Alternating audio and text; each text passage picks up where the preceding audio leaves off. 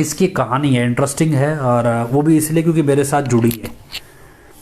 इसलिए मैं आपको बताता हूँ कि मेरी अपनी निजी ज़िंदगी से जुड़ी है। 2013 मतलब 2007 में मैंने मेडिकल कोर्स ज्वाइन किया था, और उसके बाद से मैंने मेडिकल कैंप्स में सेवा लेनी शुरू की। उससे पहले मुझे कुछ पता नहीं था। धीरे धीरे करते करते मेरी साल ब साल आगे बढ़ते बढ़ते, क्योंकि मैं लोकल था, पुराना था, लोग जानते थे, और मेरी ड्यूटी लगती थी ऑपरेशन थिएटर में, जहाँ पे आंखों के ऑपरेशन होते हैं। और ये ऑपरेशन आई कैंप है क्या भला, पिताजी ने जो लगाया था वो था भी नेत्र जांच शिविर। आंखों की जांच होगी हर तरह की बीमारियों की, और उसमें किसी भी तरह का ऑपरेशन रिक्वायर्ड ज़रूरी होगा तो वो ऑपरेशन करेंगे। लेकिन कंडीशन क्या थी भी, अति गरीब, असहाय, मतलब क्या, जैसे जैसे किसी के बच्चे संभालने वाले नहीं हैं, बुज़ुर्गों के भी अकेले रहते हैं, आंखें ख़राब हो गई, कोई दिखाने वाला नहीं है, कुछ पता ही नहीं है भी। एक तो अति गरीब हो, बिल्कुल पैसा ही ना हो, या फिर असहाय, जिनके कोई हो ना संभालने वाला बुज़ुर्ग, या कोई वो लोग, या फिर कोई बिल्कुल लाचार हो भी, वो व्यक्ति। इन तीन कैटेगरीज के लिए, आंखों से रिलेटेड बीमारियों के लिए ये कैंप शुरू किया गया। All India institute of medical science, India का सबसे बड़ा सेंटर है दिल्ली में, एम्स। उसमें एक कॉलेज अलग से 300 बेड का अस्पताल है, जिसे राजेंद्र प्रसाद कॉलेज कहते हैं, आरपीसी कहते हैं। वो सिर्फ आंखों का ही है। उस कॉलेज के चीफ हुआ करते थे डॉक्टर वीके दादा। तो उनकी फैमिली, उनके जो बेटा था वो भी आगे आई स्पेशलिस्ट बना। उन्होंने इस कैंप का जिम्मा उठाया, मतलब वो उनकी लीडरशिप में कैंप लगता, वो सेवा के तौर पे स्पेशल आते थे इस कैंप में। और आज सिक्का, ऐसा नहीं है आप दिल्ली जाओ उनका सिक्का बोलता है, इतने मशहूर डॉक्टर हैं दोनों बाप बेटा। वो आपने देखा हो, तनुज दादा, डॉक्टर वीके दादा अक्सर आई कैंप्स के दौरान दिखाई देते थे, उनकी तस्वीरें पिताई के साथ बहुत आती थी। वो ये कैंप, उनकी लीडरशिप में कैंप लगता था। उसके अलावा डॉक्टर दिनेश तलवाड़ थे, जो बहुत माने हुए, देश के माने हुए रेटिना सर्जन हैं, आँखों की पीछे पर्दा है जो, उसके सर्जन थे। और एक डॉक्टर प्रदीप शर्मा, उनकी फैमिली आया करती। वो बच्चों के खासतौर पे भैंगापन को लेके उनके सुपर स्पेशलिस्ट थे, वो भी बहुत बड़े सीनियर थे। डॉक्टर राजपाल आया करते दिल्ली एम्स से। तो ऐसे बहुत सारे एम्स के बड़े बड़े प्रोफेसर थे जो सेवा के तौर पे मतलब इस कैंप में, जबकि उनकी अपॉइंटमेंट लेने में ही 10-10 दिन लग जाते हैं लोगों को, और वो डेरे में सेवाएं देने स्पेशल इस कैंप के लिए आते थे। उनकी पूरी फैमिली आती थी। बहुत सारे ऐसे प्रोफेसर्स बड़े बड़े मेडिकल कॉलेजेस के, एक बरेली से आया करते मेरे को जहाँ तक, डॉक्टर प्रोफेसर यूसुफ रिजवी थे। कोलकाता से भी एक बार एक बहुत बड़े सर्जन आए, आई स्पेशलिस्ट, बहुत नाम था उनका। तो ऐसे जिनका सिक्का बोलता है अपने अपने यूनिट में, अपने डिपार्टमेंट्स में या अपनी स्पेशलिटीज़ में, वो लोग जिनको उनके नाम से, उनके काम से बहुत मशहूर हैं वो लोग। मतलब डॉक्टर वीके दादा उन डॉक्टरों में से थे जो प्रेसिडेंट ऑफ इंडिया का भी चेकअप करते थे भी। अगर देश के राष्ट्रपति को कोई चेकअप कराना है तो उनकी लिस्ट में भी उनका नाम आता था। इस लेवल के डॉक्टर इन कैंप्स में सेवाएं देने आते थे, बिल्कुल फ्री ऑफ कॉस्ट। 3 दिन, 4 दिन, 5 दिन, 7 दिन रुकते, दिन रात सेवा करते। तो ऐसे करते करते मेरी ड्यूटी भी ऑपरेशन थिएटर तक लग गई, ऑपरेशन थिएटर में। तो जब मैंने जॉब ज्वाइन की 2013 के एंड में, या 14 में कह सकते हैं, डेरा में, तब हजूर पिताई ने मुझे इस कैंप का जिम्मेवार बना दिया।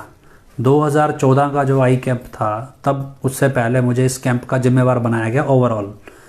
और उस समय हजूर पिताई ने वचन किए भी इस कैंप में डेरे के हॉस्पिटल से कोई डॉक्टर नहीं जाएगा। और उस कैंप में हजूर पिताजी भानगढ़ ज़िले में शूटिंग कर रहे थे, भानगढ़ के किले में, सॉरी, वहाँ एक शूटिंग हो रही थी, MSG 2 की शायद शूटिंग हुई थी उस समय, 2014 में। और उस दौरान उस कैंप में छापा भी पड़ा था, और सरकारी छापा पड़ा। इसमें एक भारत सरकार का एक प्रोग्राम भी चलता था। उस प्रोग्राम का नाम था राष्ट्रीय अंधता निवारण प्रोग्राम, ऐसा कुछ था। तो नेशनल ब्लाइंडनेस, NPCB, ऐसा national prevention control of blindness, ऐसा कुछ था, NPCB शायद, कुछ ऐसा वो चलता था प्रोग्राम आई का। उसमें भारत सरकार, अगर आप मोतियाबिंद का ऑपरेशन करते हैं तो उसमें भारत सरकार 1,000 रुपया एक मरीज का मतलब आपको वो देती थी, ग्रांट देती थी। अगर हम फ्री में बुज़ुर्गों का मोतियाबिंद का ऑपरेशन करते हैं तो 1,000 रुपया एक मरीज के ऊपर सरकार ग्रांट देती थी। 2014 में जब इस कैंप की जिम्मेवारी मेरे पास आई, तो हालांकि मैं बिल्कुल नया था, फ्रेशर था, और मुझे कोई आई के डिपार्टमेंट की इतनी जानकारी नहीं थी। हमें जानकारी थी सिर्फ थोड़ा बहुत ऑपरेशन थिएटर में साफ़ सफाई कैसे रखना है, उनके डॉक्टरों का आने जाने का इंतज़ाम करना, मेडिकल की थोड़ी बहुत भी, हाँ इसमें इन्फेक्शन इस तरह फैलता है, इन्फेक्शन ऐसे कंट्रोल रखना है। लेकिन आंखों में किस तरह की बीमारियां होती हैं, किस तरह के इलाज होते हैं, इसके बारे में कोई जानकारी नहीं थी। पर उन दिनों जिम्मेवार बनाया हजूर पिताई ने। उसके बाद बहुत सारी चीज़ें मैंने उस कैंप में सीखी और समझी। मेरे को एम्स के डॉक्टर, जो बड़े बड़े डॉक्टर आते थे, उन सब ने भी बहुत राय दी, और प्रोफेसर आते थे क्योंकि पहले से जुड़े थे सब। और तब मैंने बहुत सारी चीज़ें देखी भी, सेवा के नाम पे बीच में जो लोग मलाई खाने वाले हैं वो क्या कर रहे हैं। उस कैंप में मतलब करीब करीब 30 से 35 लाख रुपया खर्चा आता था ऑन एन एवरेज एक कैंप का। जो पुरानी फाइल्स मुझे दिखाई गई, 30 से 35 लाख रुपए में एक कैंप लगता था, जबकि सरकार की तरफ से जो ग्रांट आती थी वो मुश्किल से 8 से 10 लाख रुपए आती थी। और अजीब ये था कि एक ऑपरेशन को करने की कॉस्ट, अगर हम डॉक्टर का, सबके स्टाफ की सैलरी निकाल दो, मतलब उनको कोई कीमत नहीं देनी है, हमने हॉस्पिटल का कोई खर्चा नहीं देना है, कुछ भी नहीं देना हो, और सिर्फ हम लागत की अगर हम बात करें तो जितना ऑपरेशन में खर्चा होता था उससे कई ज़्यादा सरकार ग्रांट देती थी। लेकिन जो ओवरऑल बिल बनता था वो ग्रांट का 350 गुना, मतलब 10 लाख रुपया अगर कैंप पे एक्चुअल सरकार दे रही है तो, लेकिन खर्चा जो है वो 35 लाख तक जाता था भी। ये सब चीज़ें थी। जो मेरे पास कैंप आया तो उस टाइम ये भी हुक्म आया भी, हॉस्पिटल के किसी डॉक्टर ने ये सब चीज़ें इसमें भाग नहीं लेना, वो अपना हॉस्पिटल संभाले, जो डॉक्टर बाहर से सेवा पे आते हैं वो करेंगे कैंप को मैनेज, जो भी था भी अपनी सेवाएं देंगे। ये सारी चीज़ें भी चल रही थी। उस दौरान हमने बहुत सारी जगह कॉस्ट कटिंग करने की कोशिश की, तो बहुत सारे 45 मेंबर नाराज़ हो गए कि भाई उसमें क्या था, जैसे डॉक्टर्स के लिए थोड़ा बड़े लेवल के डॉक्टर थे, वो क्या है कि नॉर्मल पराठे वगैरह ये चीज़ें नहीं खाते थे। वो क्या है, अभी स्प्राउटेड बीन्स खाते हैं, ब्लैक कॉफ़ी पीते हैं, और अच्छी क्वालिटी की कॉफ़ी पीते थे। फिर उनको सारा सारा दिन दिमाग चलाना है, काम करना है। और कुछ जो ऑपरेशन में लगातार दिन रात ऑपरेशन करते थे, उनको खाना थोड़ा बढ़िया क्वालिटी का मिलता। ऐसे जो उनके असिस्टेंट्स होते थे उनको भी थोड़ा अच्छा खाना मिलता। लेकिन आम सेवादारों के लिए लंगर की व्यवस्था रहती थी। पर अब क्या था, जब वहाँ वो खाना मतलब पेड आता था, जैसे प्रॉपर कैटरिंग वाला खाना चलता था उनके लिए, प्रॉपर उस हिसाब से पर प्लेट कॉस्ट होती थी, इस तरह से खाना चलता था। उस समय जब वो हिसाब करने लगे, पता लगा अभी इतने लोग हैं, 45 मेंबर, सारे 45 मेंबरों के खास आदमी, टोटली डॉक्टर्स के सबके परिवार भी आगे भी, वो सारा वीआईपी खाना जो पर प्लेट कॉस्ट पड़ती थी वो खाते थे, ये सब कुछ था। तो ये सारी चीज़ें हमने कॉस्ट कटिंग करनी शुरू की। और उसके बाद उस कैंप का खर्चा 35 लाख से करीब 16 से 17 लाख रुपए ले आए। वो भी तब जब बहुत सारे नियम जो हम बनाना चाहते थे वो माने नहीं गए। लेकिन 16 से 17 लाख रुपए में वो कैंप निकला, और अच्छा खासा साफ़ सुथरा कैंप निकला। हजूर पिताई भानगढ़ किले में शूटिंग कर रहे थे, बावजूद इसके हजूर पिताई ने ऑनलाइन वीडियो कॉन्फ्रेंस के जरिए ऑपरेशन थिएटर भी देखे, मतलब जो भी चला प्रोग्राम, ऑपरेशन थिएटर भी, और दूसरी तरफ ये आई कैंप में जो मरीज आते थे उनके बारे में सारी जानकारी वीडियो कॉन्फ्रेंस के जरिए ऑनलाइन, और बाकायदा हर 1 घंटे बाद हजूर पिताई तक जानकारी पहुंचाई जाती थी कि कितने मरीज हैं, कैसे चल रहा है। क्योंकि उस समय क्या था, एक न्यूज़ आई थी भी, गुरदासपुर में एक कैंप लगा, उसमें कई लोगों की रोशनी चली गई। तो वो उस समय था भी, सरकार छापा मार सकती है, हमारा कैंप भी लगता है, तो वो कैंप भी, उसमें छापा भी पड़ा। सिविल अस्पताल से डॉक्टर टीम आई पूरी, हर चीज़ जांच हुई, सब कुछ हुआ। बहुत सारी चीज़ें जो प्रोफेशनली करनी पड़ती हैं, लेकिन अपने कई बार सेवादार अड़ियल होते हैं, वो करने नहीं देते। तो वो चीज़ पर पिताजी ने उस समय बड़ा अच्छा हमें रिवार्ड दिया भी। किसी ब्रह्मचारी ने मेरी शिकायत कर दी, बोला जी ये तो अपने तरीके से काम कर रहा है, आपने से जिम्मेवार बना तो दिया, ना तो ये हमारी सुनता है ना कुछ करता है। क्योंकि मेरे पास था बजट, और उस बजट के हिसाब से हमें था भी जहाँ सेवादार, जैसे टेक्निकल सेवादार की ज़रूरत नहीं है, वहाँ हम ऐसा सेवादार ना रखें जिससे हमारे को खाने का कॉस्ट भी बचे, और जो सरकार से हमें ग्रांट मिलती है वो मिले, लेकिन ऐसा ना हो भी साथ संगत का पैसा फजूल खर्च हो। ये सारी चीज़ें थी। और उस दौरान हमने ऑपरेशन थिएटर में जो लेंस इस्तेमाल होता है आँखों में, क्योंकि क्या है कि मेडिकल एथिक्स के ख़िलाफ़ है, अभी हम आपको पूरी कॉस्टिंग बताऊँ लेकिन लोगों को अजीब लगेगा, पर यह है कि जिस क्वालिटी का लेंस ख़रीदा जाता था मरीजों के लिए, तो 2014 के कैंप में हमने करीब करीब उससे 5 गुना महंगा, कह सकते हैं 5 से भी ज़्यादा 7 गुना महंगा के लेंस ख़रीदा आँखों के लिए। क्योंकि जो एम्स के डॉक्टर थे वो रिकमेंड करते थे भी बढ़िया लेंस ख़रीदा जाए, लेकिन अपने जो यहाँ के डॉक्टर थे वो बहुत घटिया क्वालिटी का लेंस इस्तेमाल करते थे। तो करीब करीब 7 गुना महंगा लेंस ख़रीदा गया।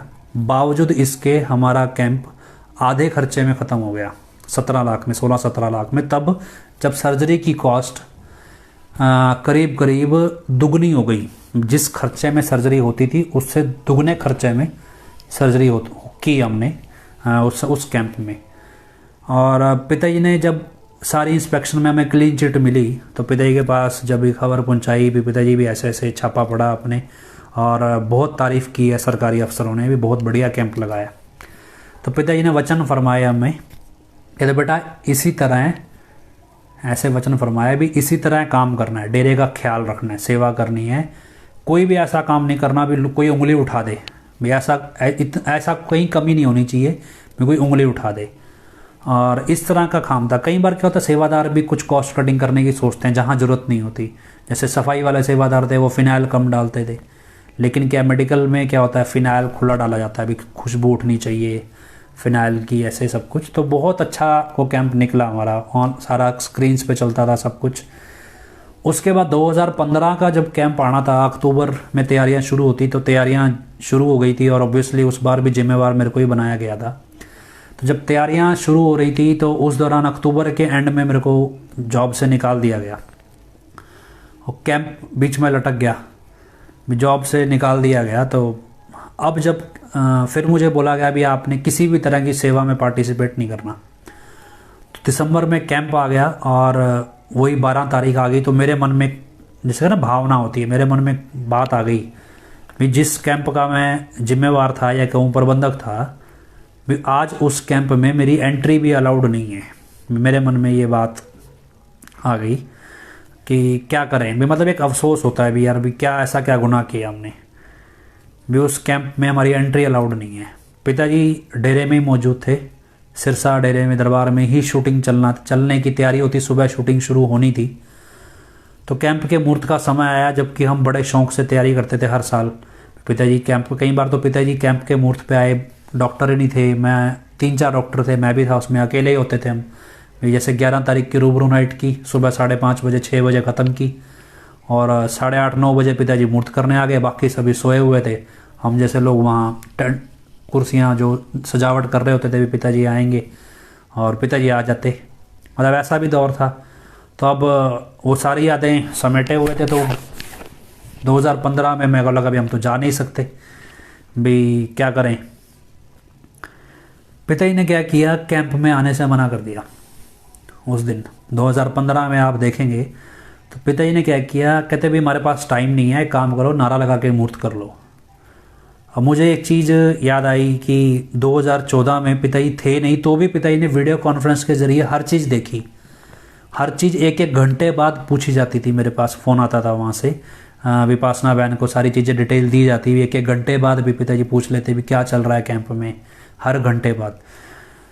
और इसी तरह जब 2015 में पिताजी बोले हमारे पास टाइम नहीं है, नारा लगा के मुहूर्त कर लो, तो जब ये चीज़ बोल दी तो मुझे लगा भी चीज़ अजीब है भी, चलो फिर भी मुझे ये एहसास नहीं हुआ भी पिताजी बिज़ी होंगे, कोई बड़ी बात नहीं है, नारा लगा के मुहूर्त कर लेंगे, बाद में चक्कर मार लेंगे। जैसे ही नारा लगा के कैंप का मुहूर्त हो गया, उसके जस्ट बाद पिताजी ने बोला भी मजलिस रख लो, मजलिस लगाएंगे। तब मुझे इस बात का यकीन हो गया भी ये कैंप में पिताजी क्यों नहीं आए। पिताजी के पास टाइम भी था, पिताजी ने मजलिस में स्टेज पे भी आना था। जैसे ही कैंप का मुहूर्त हुआ उसके जस्ट बाद पिताजी ने मजलिस अनाउंस करवा दी और आधे घंटे बाद पिताजी स्टेज पे आके बैठ गए, लेकिन कैंप का मुहूर्त करने नहीं गए पिताजी।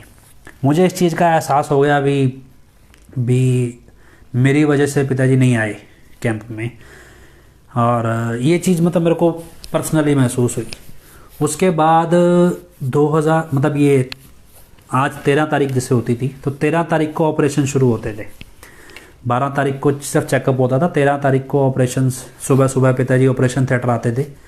तो पिछले 2-3 साल से, जब से मतलब आखिरी मेरा टाइम जब भी रहा, तो 2-3 साल से मेरी ड्यूटी ऑपरेशन थिएटर में होती थी। तो मैं आगे आगे चलता था बताने के लिए, और एक डॉक्टर और होते थे यूपी से, मेरठ से, वो भी होते थे, वो सीनियर थे मुझसे काफ़ी। तो वो पिताजी के बिल्कुल साथ चलते थे, तो मैं आगे चलता था चीज़ें और बताने के लिए भी कहाँ क्या चीज़ है, वो पिताजी को असिस्ट करते थे।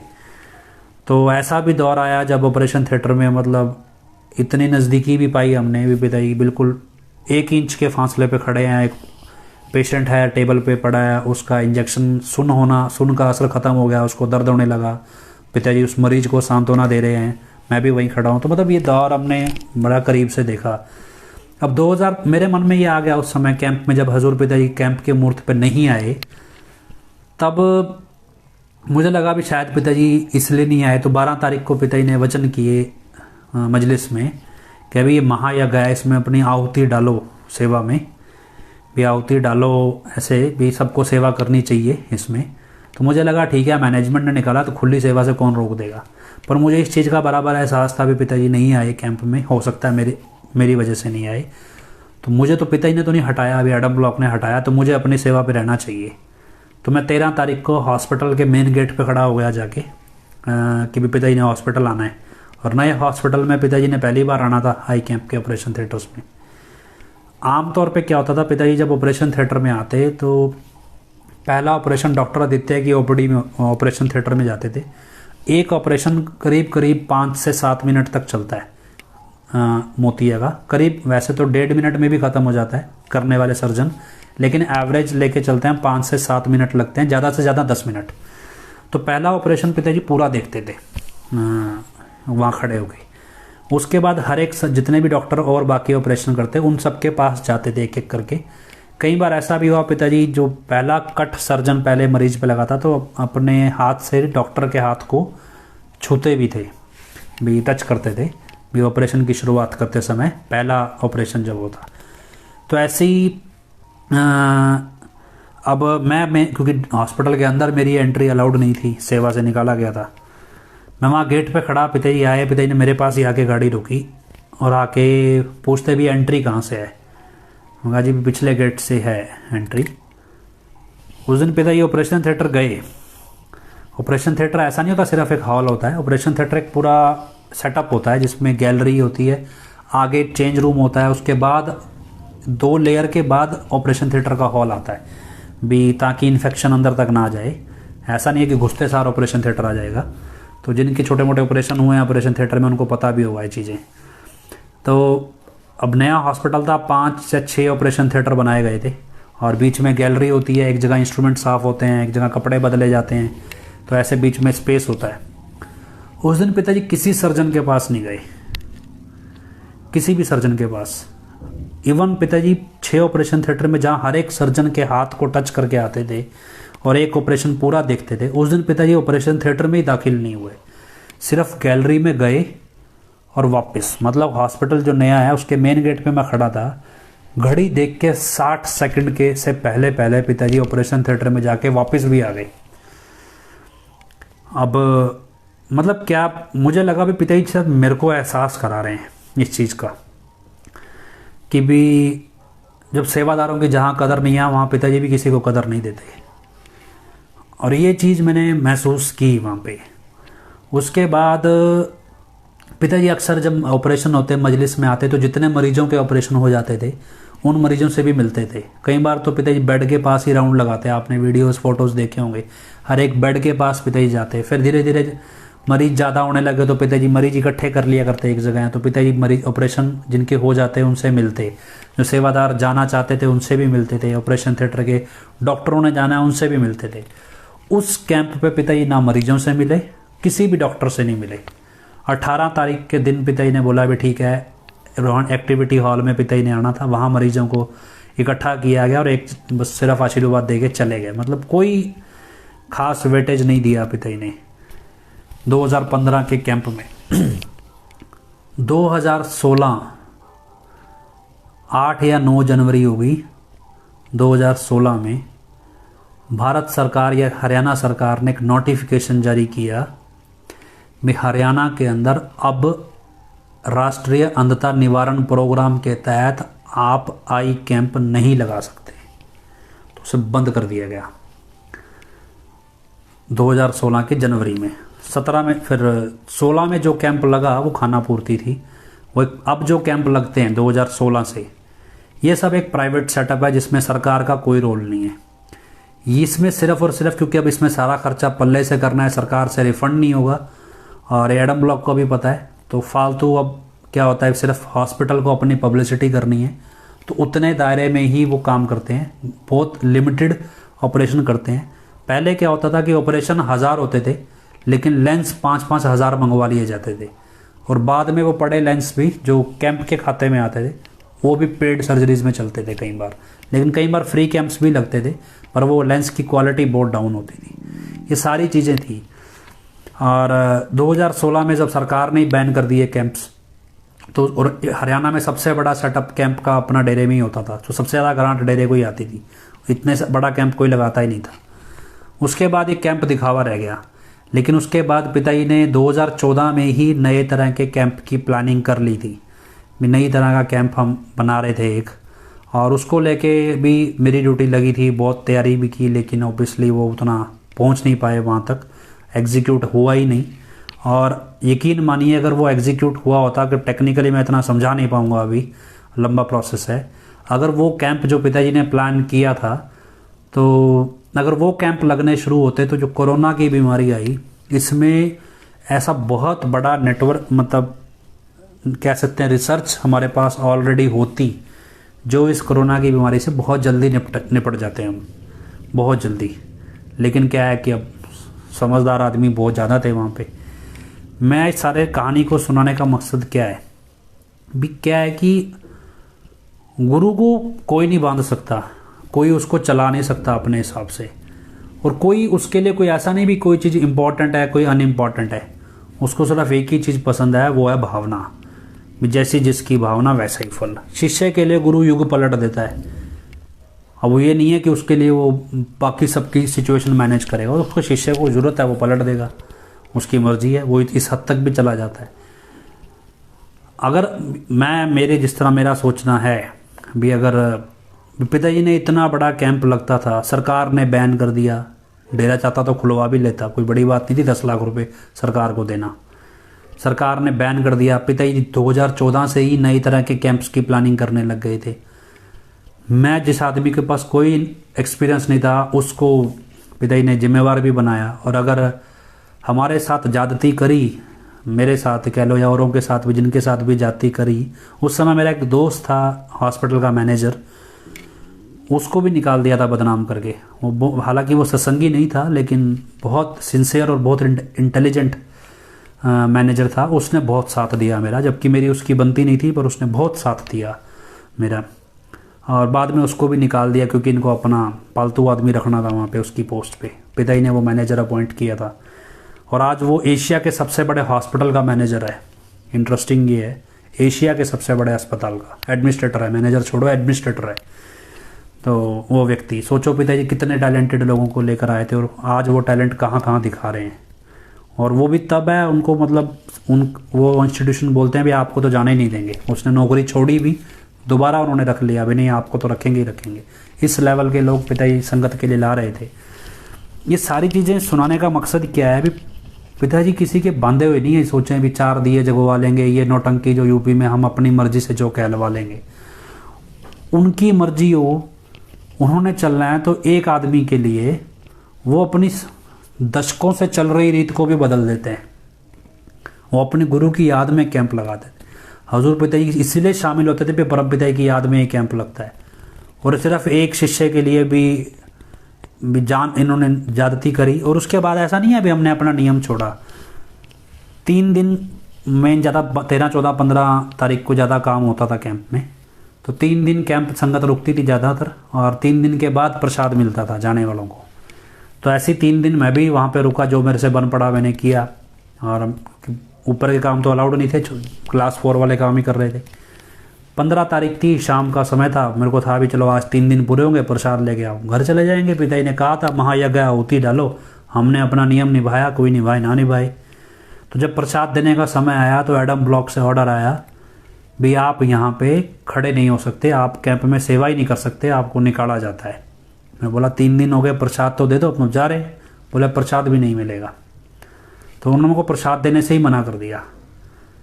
फिर मुझे तब भी समझ आया भी क्यों पिताजी ने किसी डॉक्टरों से नहीं मिले। पिताजी किसी डॉक्टर को जाते हुए प्रसाद पिताजी ने अपने सामने नहीं दिया। क्यों पिताजी ने 19 तारीख को 18 तारीख को जाके सिर्फ मरीजों को फॉर्मल तौर पे प्रसाद बांटा, जबकि जो डॉक्टर पहले हर डॉक्टर हर दिन मिलते थे पिताजी से, जो भी बड़े डॉक्टर आते थे कैंप्स में वो हर दिन मिलते थे पिताजी से शाम को और पूरी फीडबैक देते थे। उस दिन पिताजी किसी से नहीं मिले। तो जो पिताजी इतना सब कुछ कर सकते हैं, करते हैं, वो इन जैसों के दबाव में आ जाएंगे, इन जैसों की नौटंकी ये सब कुछ करेंगे। और कोई चीज़ मायने नहीं रखती सतगुरु के लिए। उसका शिष्य उसे जिस तरह चाहता है वो उसके लिए सब कुछ पलट देगा, किसी भी रूप में हो। तो ये चीज़ें आपको आज के दिन इसलिए क्योंकि ये सारी चीज़ें हमारे साथ तो जुड़ी हैं। और मुझे लगता है मैंने टाइम ज़्यादा ले लिया, नहीं तो बहन वीरपाल कौर को लेते आज, तो कल परसों फिर देखते हैं, फिर ले लेंगे। 1 घंटा निकल गया अपना लगभग। तो परम पिताजी कैसे थे कैसे नहीं थे, मेरे साथ बहुत सारे लोग मेरे संपर्क में आए, परम पिताजी के अलग से गुणगान करते हैं, हजूर पिताजी को नीचा दिखाने की कोशिश करते हैं। देखो क्या है कि इतिहास, आध्यात्मिक इतिहास ये कहता है भी शिष्य सिर्फ अपने गुरु को देखता है, वो अपने गुरु के गुरु को भी नहीं देखता। परम पिताजी ने वचन किए थे भी जो हजूर पिताजी से प्यार करेगा वो हमसे प्यार करेगा। ये नहीं कहा था भी जो हमसे प्यार करेगा वो हजूर पिताजी से प्यार करेगा। हमें नहीं पता परम पिताजी कैसे थे। परम पिताजी ने, कई बार लोग सोचते हैं नहीं जी परम पिताजी के समय तो ये वचन थे, आपको तो मालूम नहीं है, आप तो उस समय थे ही नहीं भी, आपको क्या पता परम पिताजी ने क्या वचन किए थे। भी हम थे।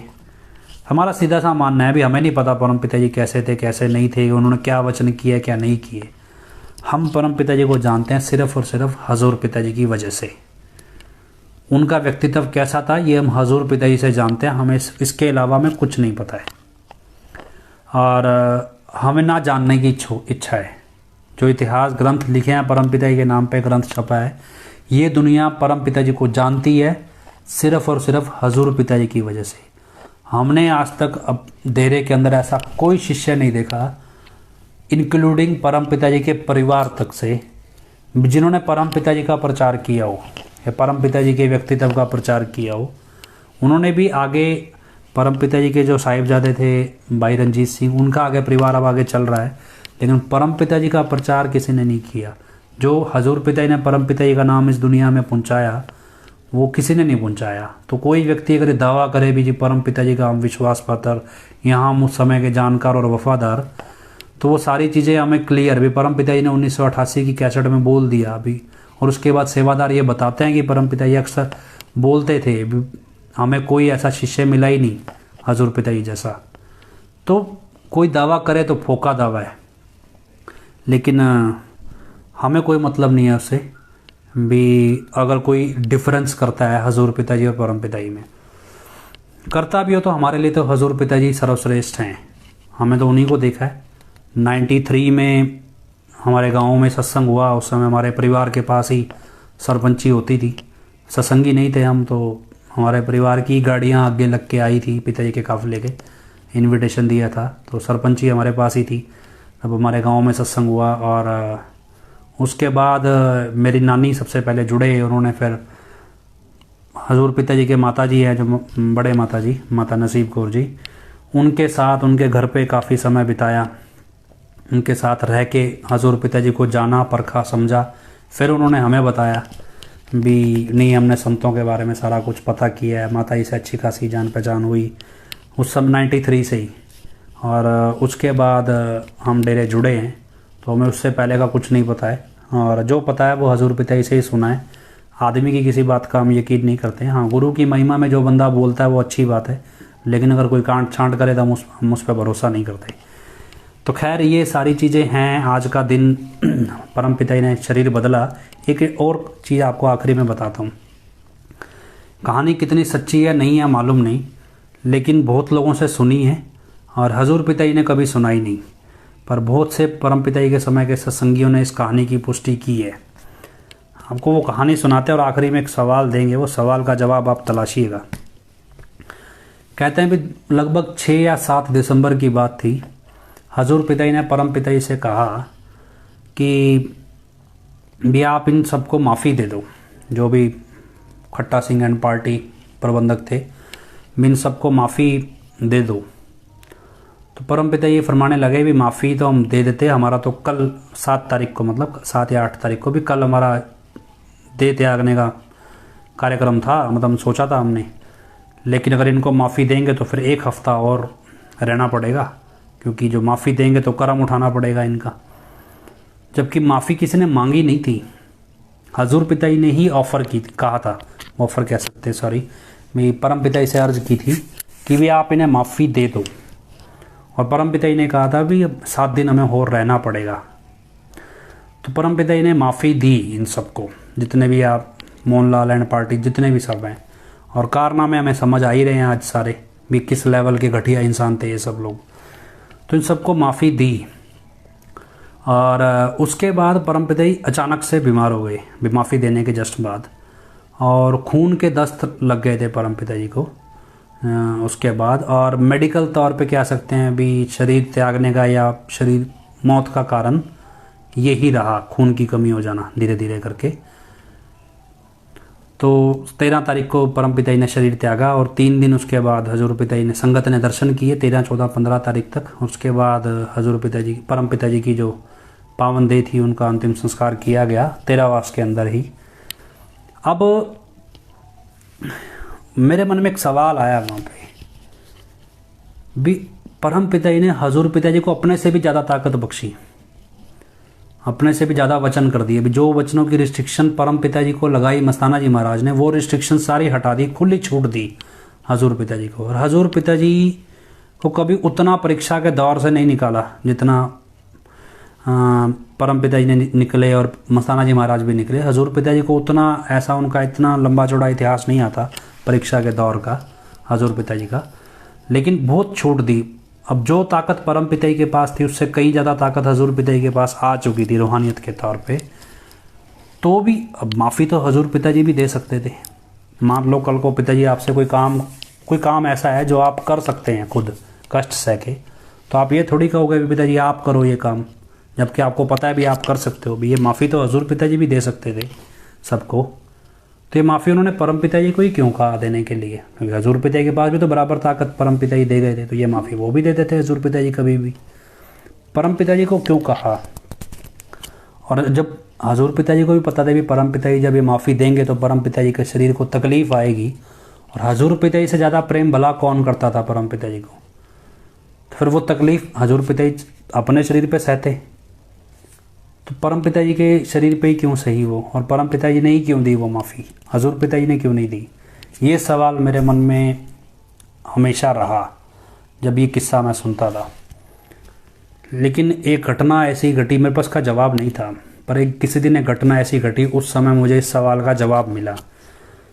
और जवाब मिला तो आज के दौर के हिसाब से, आज के दौर में एक सिचुएशन ऐसी आई हमारे सामने भी, अगर वो जवाब हमें ना मिलता, तो मुझे ना मिलता, ये कह सकते हैं हमारी टीम को ना मिलता, क्योंकि सबके साथ हम कॉमन डिस्कस करते थे भी, ना मिलता तो हम कभी मतलब हो सकता कोई गलत कदम उठा लेते। पर वो पिताजी ने जैसे हमारे सामने उस सवाल का जवाब ला के रख दिया एक तरह से, और उसके बाद हमें समझ आया भी आखिर पिताजी की सोच कहाँ खड़ी है। अभी ये नहीं कह सकते कि पूरी तरह, लेकिन कुछ एक मामले में कह सकते हो, नहीं संत का तो भेद पा ही नहीं सकते, लेकिन कोई चीज़ जब समझ ना आए तो फिर कहते हैं संत खुद ही समझा देते हैं अपने तरीके से।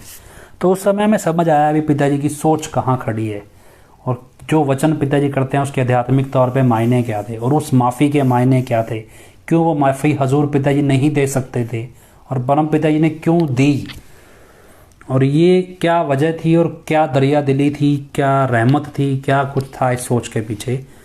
तो मुझे लगता है कि इस डिस्कशन के बाद आप इस चीज़ पे वही विचार कीजिएगा और हजूर पिताजी के सामने सरेंडर करके पूछिएगा कि पिताजी इस रहस्य का मसला समझाएं हमें कि क्यों ये माफ़ी परम पिताजी से दिलवाई गई।